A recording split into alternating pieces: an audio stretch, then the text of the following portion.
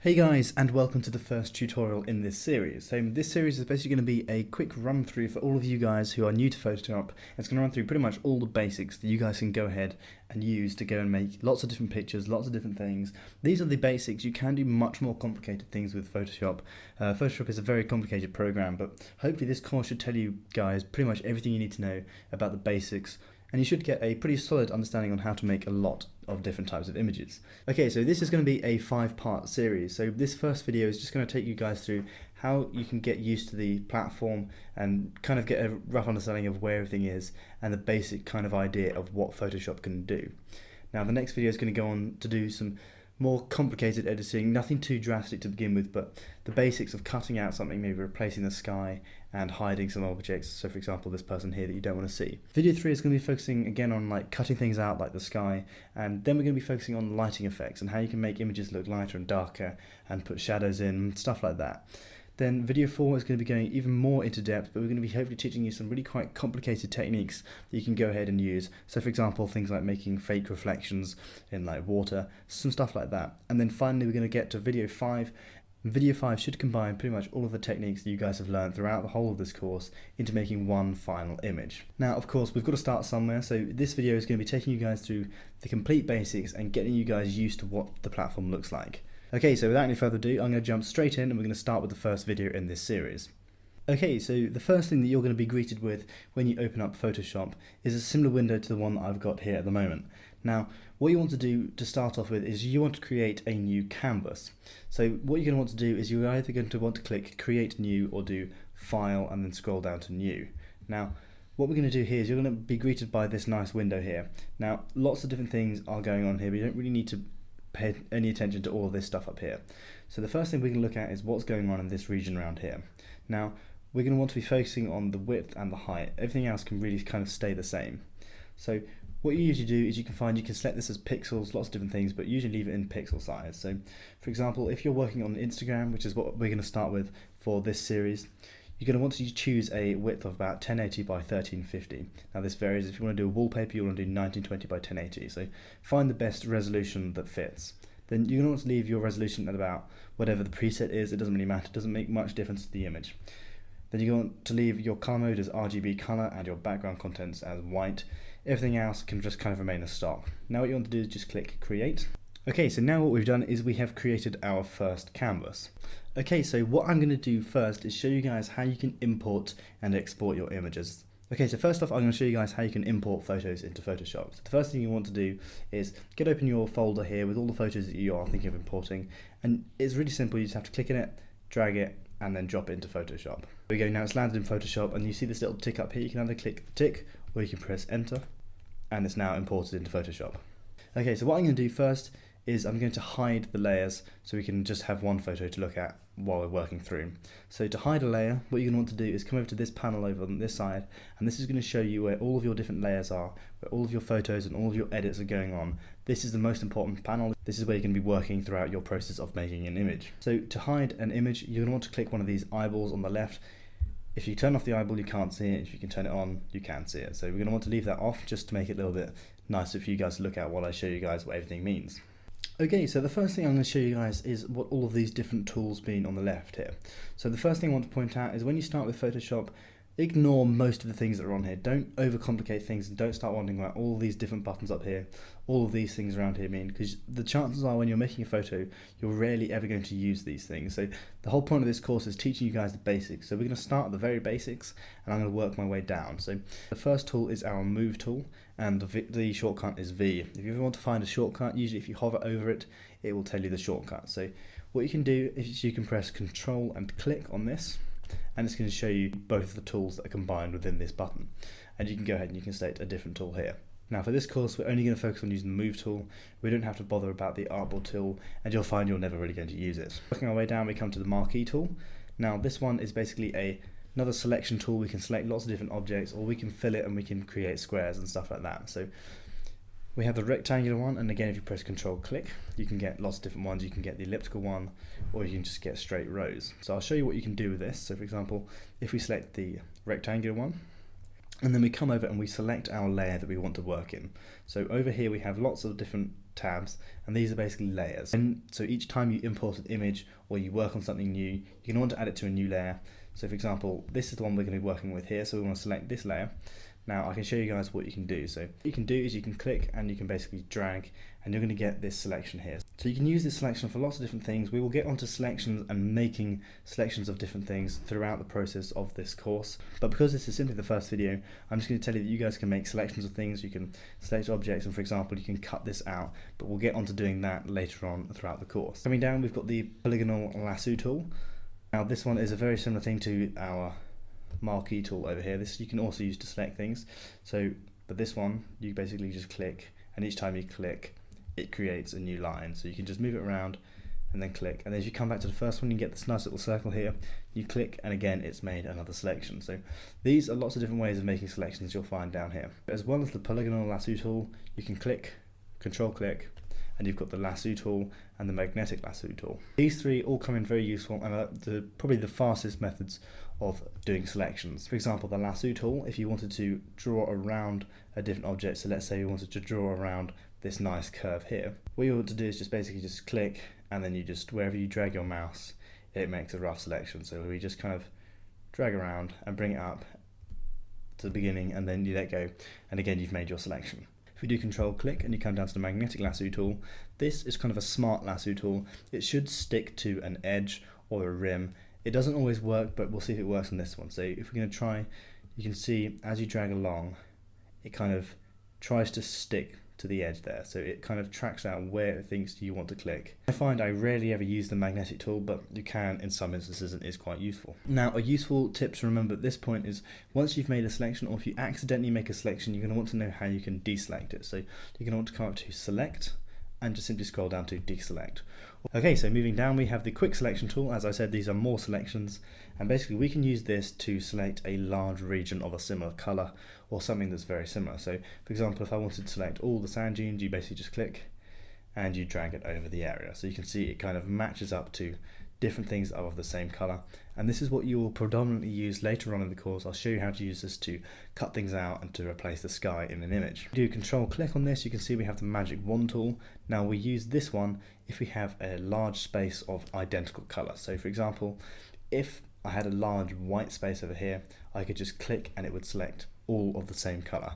So if I clicked in this blue section, it's going to select all the sections that are the same color as that. So watch, if I click that, it selects all of those. Now if you want to continue adding to your selection, you can press shift and you get this little plus at the bottom of my magic wand down here, and then you can click again, and there we go, it's now selected the entirety of the sky. Now the next one is the crop tool, and shortcut you can see there is C. Now if you click on this, this is going to basically change our canvas size. So if we click on this, we can drag the corners inwards if we wanted it to be to the edge here, and it kind of snaps to the edge of our image.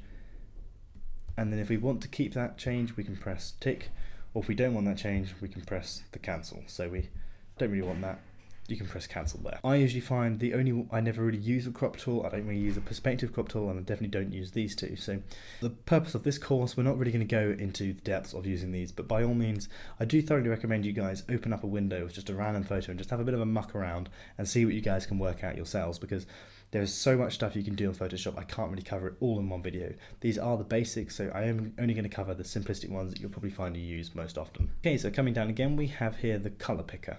If you want to select a certain color or a region in your photo that you want to use for later, for example, on the brush tool, you can select this, and then you can go ahead and click on the color you like. So say for example this sand color, you can click, and as you can see down here, it has selected that color. So if I click on this, you can see here in a slightly bigger image, if I go and click on the sky, it selects the same color as the area that I'm clicking on. Now you can do control click again, and you have lots of different ones on this one, and again we're only going to focus on the eyedropper.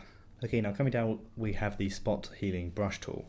Now the shortcut for that one is J, and you can click on that, and basically what this means is that if you have a region in your image that you want to hide or you want to cover over, then you can either use this, or you can go ahead and you can use the clone stamp tool. Using both of these tools, this will be covered later on, this will be covered in the next episode, so I'm not going to go into what it's all about now, but I will tell you that in order to use this tool, you can see here I have this circle with a black line through it. We'll probably cover this again at a later point if you don't catch it now, but this basically means that this picture here at the moment is not currently able for us to edit.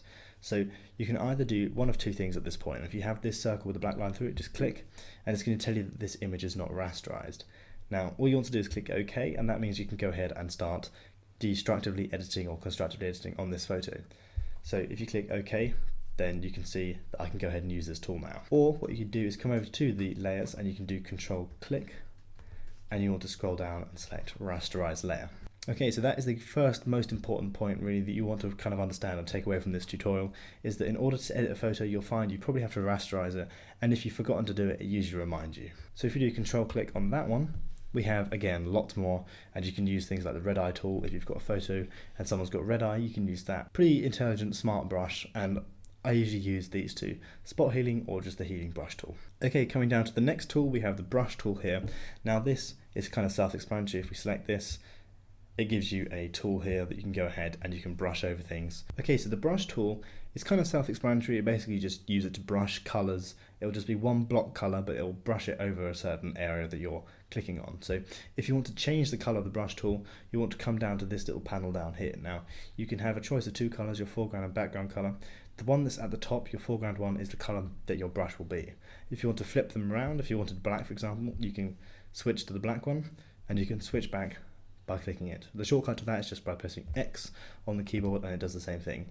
If you want to change it, just click on it and it'll bring you up your color picker here. And again, you have this nice little color picker, the eyedropper, and you can go ahead and you can select color. So for example, that one. Then once you've done that, you just select OK, and now you have your brush tool. So for example, if you wanted to brush, you just click and drag. As well as the brush tool, you've got Control click.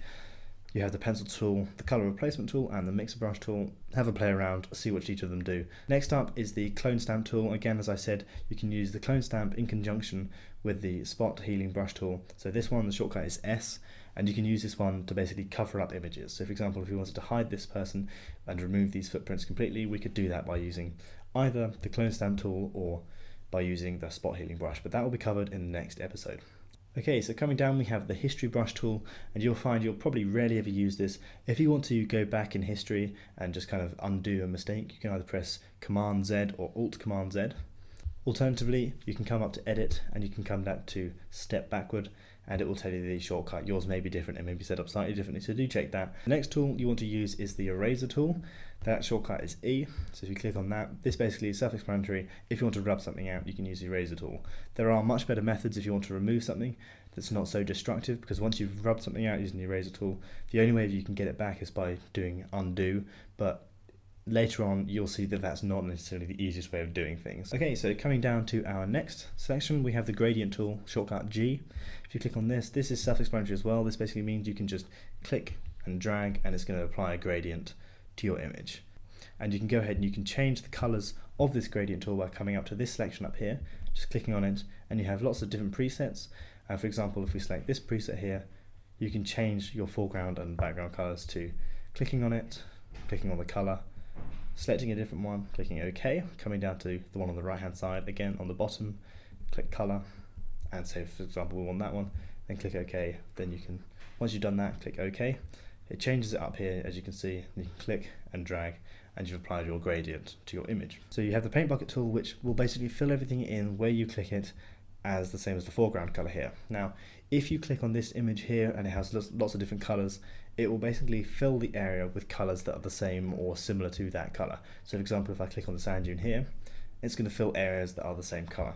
So for example, if I clicked on the sky, it's going to fill that section as well. Okay, so coming down to the next tool we're going to use, this is the smudge tool. This one you'll find you'll rarely ever use unless you're doing some weird manipulations to some images and you want to drag things out. So basically, what you use this one to do is basically pull or pinch or move things around and kind of distort your image and smudge things together. Again, fairly self-explanatory. So if I show you on the edge of the horizon here, it kind of drags bits from the desert up to the sky and tries to kind of blend them together.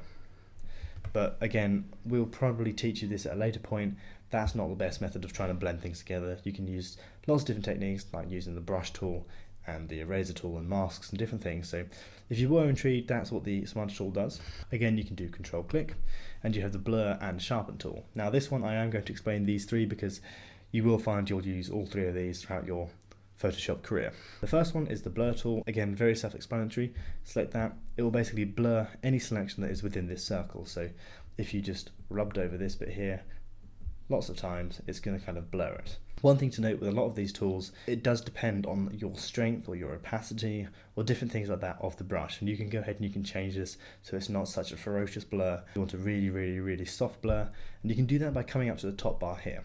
So you can see here this one says strength, and you can basically vary this between 0 and 100%. So if we whack up to 100%, so you guys can see what I mean by using this tool, you can see if I brush over this edge here, the more I do it, the more blurred it gets. Now the sharpen tool does a very similar thing, but of course in the complete opposite way. You do control click, select your sharpen tool. Again, we're going to put strength on 100%. Now if you want to change the size of your brush or your sharpen tool, you can do this by doing 3 different ways. You can either do the shortcut, which is pressing the open square bracket to make it smaller, this closed square bracket to make it larger, or you can do control and click. That's going to open up your brush panel here, and you can go ahead and you can change the hardness of it, you can change the size of it, and you can use this to select lots of different brushes. But we're going to focus in terms of this course on just using the basic brushes, so we just can change the size by dragging it up like that. So that's that way you can do it. Or the third way of doing it is just by coming up to the brush thing up here, clicking to open this, and again you get the same panel, but you get it up in the top left corner. So you use this to sharpen an image. So again, if you just brush over the area that we blurred out, you can see that it kind of sharpens it. But the more and more you brush, of course your image is going to start looking very strange like this.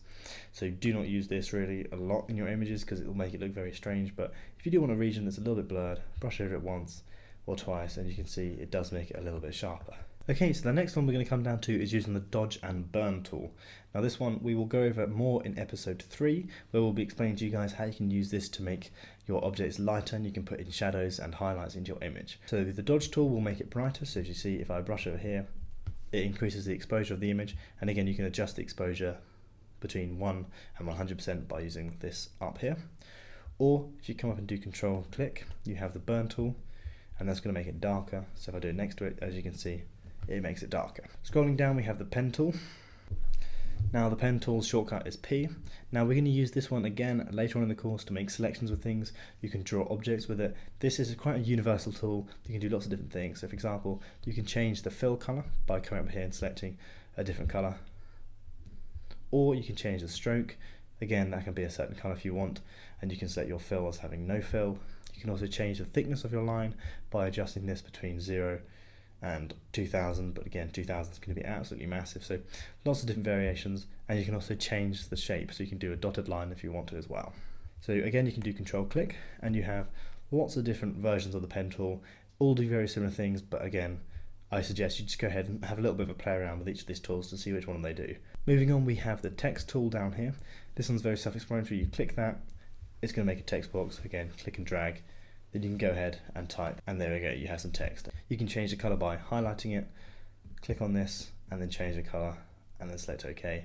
Then if you want to select the tick, there we go, you have now made a text box. Coming down to our next tool, we have the ellipse tool down here, and this is very simple. This basically just draws a shape. This is going to draw an ellipse. If you want to draw an ellipse, just click and drag. If you want to make it a circle, press shift. Again, you can do control click, and you have lots of different shapes up here, and you can change the fill and the stroke by adjusting these options up here. Coming down, we have the rotate tool. So if you click on this one, you can click on an object and just basically pull around the canvas. Not really sure why you'd want to use this, but again, if you want to, your option is there. Now, the final thing we have down here is the zoom tool. Click on this, self-explanatory. Plus means zoom. If you press Alt, that's the minus, that means zoom out. And then again, I explained this one, you have the foreground color, the background color, and you can switch between the two, and you can adjust them by clicking on it and selecting a color. Okay, so coming down, we have 2 more options. Now for this course, we're not going to focus on this button here, but I am going to briefly explain this button down here. Now when you are working through Photoshop, it is very common for you to accidentally press a shortcut button on your keyboard, and then suddenly the whole screen changes and you're a bit lost. And even if you quit the app and reopen it, it's still going to look the same. So I'm going to show you guys how you can fix that problem straight off the bat before you get into any more problems. So you can do that just by clicking on this button here. And you can see, for example, there we go, it's changed into a different format. Or you can click it again, and it's going to put it into full screen, select OK, and there we go.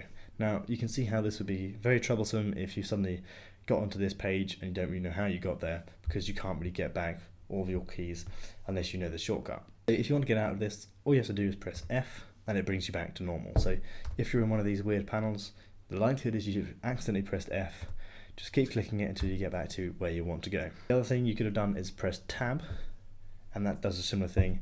Again, either press F or press tab, and that brings you back to your workplace. Okay, so that has explained the entirety of this left-hand panel, and you'll find that's pretty much all you guys are going to be needing to use for the entirety of this course. Okay, so what I'm going to do now is I'm going to briefly explain what all these menu bars up here, but again, I can't really spend an entire video explaining to you what every single button does in Photoshop because we will be here for about a year. So what I do really recommend is you guys just open up a brand new document, stick a photo in it and just have a complete muck around with it. Don't focus on trying to make an image, don't try and focus on trying to make anything great out of it, just press every single button. The worst you can do is quit the app and lose your document. One of the menu items up here you're going to use the most is File. You can do things like open a new document, create a new document, save as, close it, quit it, export an image. We'll use this one later on in the video, where basically if you've made a file, all you want to do is click export. You can either do a quick export or an export as. So for example, if you clicked export as, this is going to basically take your photo out of Photoshop and export it onto the desktop or export it elsewhere. Okay, so once you click the export, it comes up with this section here, and this basically means we're going to save this image onto our desktop. Or format, you can change from PNG to pretty much anything you want. You can change it down to JPEG, for example, just select that. Leave your width and your height as the same, your scan is the same. Everything else you just kind of just want to leave as it is, and all you want to do is click export all. Then it will ask you for a place you want to save it, select it, and then just press save. So for example, if we select a layer here and come up to edit, we're going to get lots of different things we can do with it. So for example, we can do our step forward, step backwards, Command Z, cut, paste things. We can do lots of things like transform the image. So for example, if you wanted to scale it up or rotate it, you can do transform. You can do horizontal flipping, vertical flipping. You can change the perspective of things. You can change the warping. Lots of different things. Or you can. That's basically all you need to know on edit. Coming across to image, we can use this one a fair amount later on in video 4 or video 5, and we're going ahead and telling you guys how you can add different adjustment layers to your image. You can do that by scrolling up to image, scroll down to adjustments, and you can add like different curves, hue saturations, color balance. This is how you're going to color grade your photo and change the colors of different things. You can change the brightness by doing curves or brightness and contrast, levels of things. This is slightly more complicated stuff, but again, stick an image in, click on levels, and then have a go about moving these around, and you'll get a rough understanding of what each button does. Moving across the layer, this is basically all the basic things about moving layers around, naming them again, rechanging their names, and stuff like that. The next one we're going to use is type. Again, not really much you need to know on here. You already ever use type. Select is the next one we're going to talk about. If you want to find you have selected a layer like you're using the marquee tool and you want to get rid of those marching ants, just come up and click select, deselect. If you find you've used a mark and you need to invert something, you can do that all in here as well. Next one is filter. Now this is a very important one that you guys are probably going to have a bit of a play around, and it's probably one of the most fun panels that you will use Photoshop for when you have just begun and you're a beginner. So on this one you can do an awful lot of fun stuff. So you can go ahead and you can blur images, you can do lots of different types of blur. So you can just do Gaussian blur, which is just one uniform blur. You can do radial blurs, you can make things look like it's zoomed in doing blurs. You can render things like clouds, trees, different things like that, stylize things. The only way you can really know how to use all these things, and you'll probably find you don't really use them very often, but they're kind of fun to have a go with. So I guess again, just kind of click on an image, click on distort, and then just ripple. See what it does, change the amount to about 500% and click OK, and there we go. You can see it adds some ripples to it. No surprise there, but again, just a little bit of fun, just have a little bit of play around, see what you can use that for. Click on window. This is going to kind of show all the windows that you could hide and you could show on your workstation. So for example, if you wanted to show the brush presets, you can come down and select brush presets, or if you want to change anything about the brushes, you can select brush and it's going to open up a whole new window for you. So this again you can just use to show and hide different windows. So the final thing we're going to look at in this video is what this panel is over here. Now this is your main workstation, and this is where you're going to be doing most of your editing. Now of course in the center here we have our image. This is our canvas. This is where all of our workplace will kind of be. This is where our final image will be. But if you want to go ahead and click on different layers or select different things or see things like that, you'll see all of that stuff over in the layer panel over here. The layers basically mean if you wanted to add a new object in, or a new photo, or if you wanted to do something different that wasn't going to directly affect a layer, then come down and you can want to create a new layer. Okay, so to create a new layer, we're going to use these panels down here a fair amount. So to create a new layer, we're going to want to use this one down here. Again, hover over them, it will tell you what they're for. So click on it, create a new layer. It adds a new layer here, and you can rename the layer by double clicking on it and typing in something, I don't know, let's say moon or something like that.